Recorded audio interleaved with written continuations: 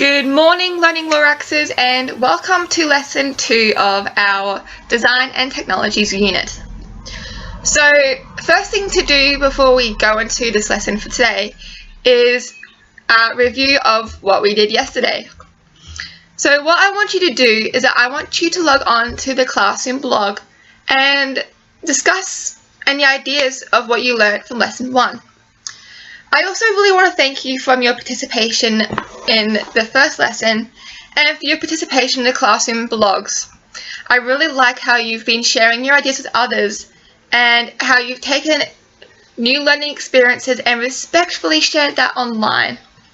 Remember that when you share things online, you need to be respectful to others. And it's also important to remember that anything you post online stays online. So be careful what you write. Don't write anything nasty, be kind. So in this lesson today, we are actually looking at Aboriginal and Torres Strait food and fibre production, but through research. So what's going to help you is to remember what you learnt yesterday in the lesson. So last week. So remember how the Aboriginal and Torres Strait Islander guest came in, the farmer, to talk to you about their food and fibre production processes and skills. They also talked to you about the type of food they produced and what food they grow under what climates.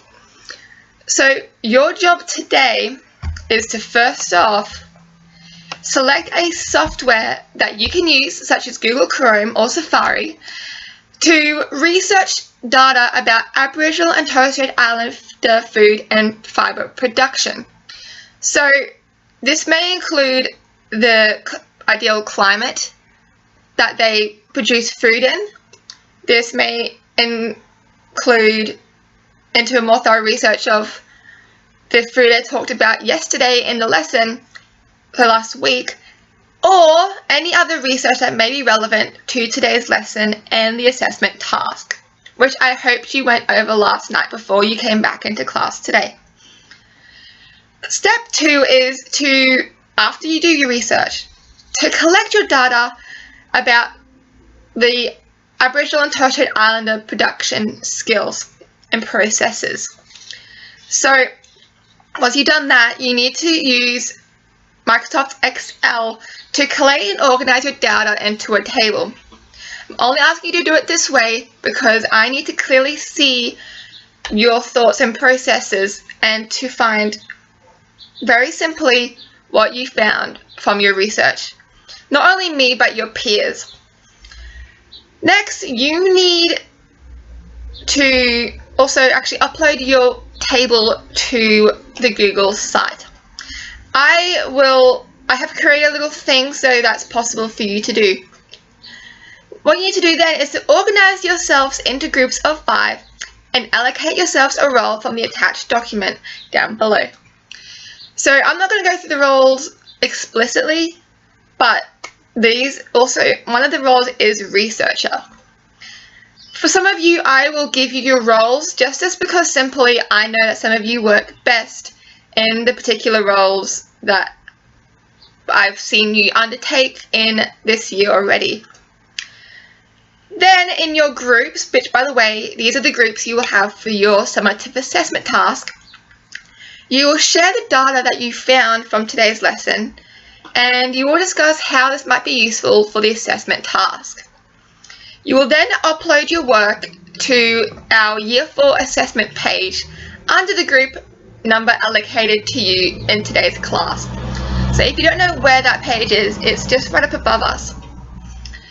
So hopefully that made sense to you. Everything is down below if that didn't make sense. But the takeaway questions after today's lesson, which we still yet to actually undertake, is how will you use the information you found today for the assessment task? And if you were mayor, what changes would you make to the community to ensure better Aboriginal and Torres Strait Islander food and fibre production? They're just some questions I want you to think about. The extension task, if that's too easy for you, is to write your own questions to answer. write them down and then upload them to the Classroom blog for everyone else to see. And as another extension, I want you to use Google Sketch, which is one of the many softwares you can use for the assessment task, to design what your town may look like under your control of these new laws. So upload that to the Classroom blog, discuss with others what your sketch is about, and have fun with the blog yet again. And if you have any questions from today's lesson, be sure to contact me. Be sure to go onto the Classroom blog and ask your peers. And yet again, just have fun with the lesson. And just remember that slowly but surely you will remember and understand what the design thinking processes and skills are, such as sympathize and define, and then ideate, prototype, and test. I may have missed out a step, but in every one of these lessons I have attached a document that shows you the design thinking skills. So be sure to read over that, and they will help you with this whole unit and specifically your assessment task. Like I said, have fun. Any questions, be sure to ask me or your peers. And I hope to see you for lesson 3, and I hope you have fun for today's lesson. Bye!